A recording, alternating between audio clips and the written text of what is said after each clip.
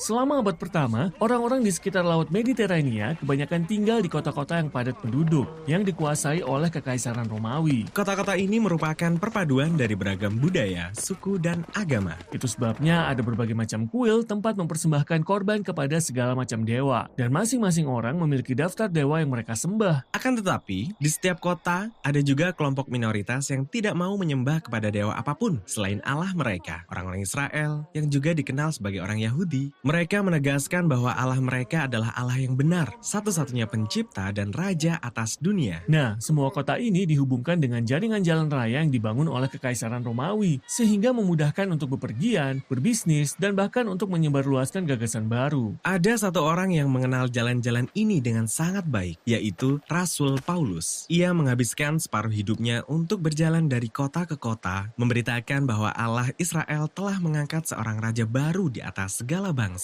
Belum pernah ada raja yang seperti ini sebelumnya. Betul, kebanyakan raja memerintah dengan kekerasan atau kekuasaan. Tetapi raja yang baru ini memerintah dengan pengorbanan diri dan kasih. Namanya adalah Yesus, dan Paulus adalah pembawa beritanya. Ia mengajak semua orang untuk hidup di bawah pemerintahan raja ini. Kisah perjalanan Paulus dan bagaimana orang-orang menerima berita ini merupakan inti dari bagian ketiga dalam Kisah Para Rasul. Selama beberapa waktu, basis Paulus berada di kota Antiokhia, dan dari sanalah Paulus dan rekan-rekan kerjanya memulai 3 perjalanan misi melalui darat dan laut menuju kota-kota penting di seluruh kekaisaran. Tempat pertama yang dikunjungi Paulus di tiap kota adalah rumah ibadat Yahudi, tempat jemaatnya berkumpul. Di sana, ia akan mengajar dan menunjukkan bahwa Raja Mesias yang dijanjikan dalam kitab suci Ibrani itu adalah Yesus dari Nazaret. Ada orang-orang yang percaya pada berita ini, ada yang tidak, dan ada juga yang menganggap berita ini sangat menyesatkan dan berbahaya. Orang-orang inilah yang memicu kerusuhan untuk mengusir Paulus dari daerah itu. Karena itulah, Paulus kemudian pergi ke kota-kota perdagangan yang ramai.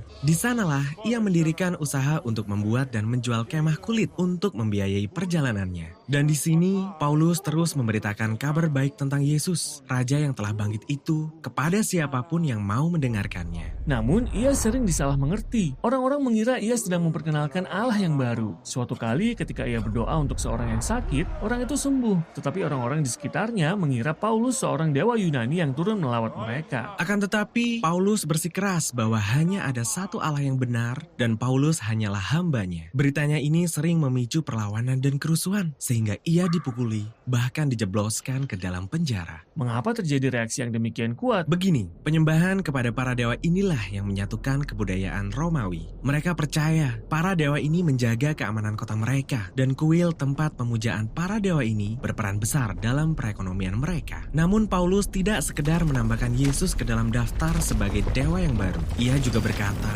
semua dewa lainnya tidak berkuasa, mereka bahkan palsu. Jadi ia merendahkan cara hidup mereka. Ya, dan terlebih lagi, ketika Paulus memberitakan Yesus sebagai raja yang baru, ia memanggilnya sebagai Tuhan atau anak Allah, sebutan yang biasa digunakan orang untuk Kaisar Roma. Jadi, pesan Paulus langsung terdengar sebagai ancaman terhadap seluruh tatanan politik. Lalu, mengapa ada orang yang mau bergabung dengan gerakan ini? Kan kedengarannya berbahaya. Ya, karena orang-orang ini terpikat pada kisah Yesus dan bagaimana kasihnya membangun komunitas yang memperlakukan semua orang setara tanpa memandang suku, jenis kelamin, atau status ekonomi. Orang-orang ini membangun keluarga yang baru. Mereka makan bersama. Mereka hidup dengan berkorban dan merawat orang-orang miskin. Mereka hidup seakan-akan Yesuslah raja yang sesungguhnya. Betul, karena itu di setiap kota tempat Paulus menyampaikan berita tentang Yesus, orang-orang diubahkan oleh Roh Allah menjadi manusia baru. Jadi, Paulus akan tinggal di kota itu untuk mengajarkan jalan Yesus kepada mereka. Setelah itu, ia akan lanjut ke kota lainnya. Ini adalah kehidupan yang sulit. Paulus harus menanggung banyak kesakitan dan penderitaan.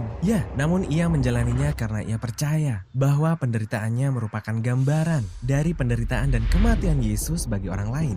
Ia berkata bahwa kasih Allah lah yang mendorong dia untuk memberitakan kisah tentang Yesus apapun resikonya. Setelah perjalanan misinya yang ketiga, reputasi Paulus semakin meningkat. Ia mendapatkan banyak teman baru, tetapi juga banyak musuh baru yang semestinya ia hindari. Tetapi Paulus tidak menghindar dari mereka. Perhentian berikutnya adalah Yerusalem, kota yang penuh dengan orang-orang yang ingin menangkap dia, bahkan menginginkan kematiannya. Jadi, mengapa ia tetap pergi ke Yerusalem dan apa yang terjadi ketika ia sampai di sana? Inilah yang menjadi inti dari bagian terakhir Kisah Para Rasul.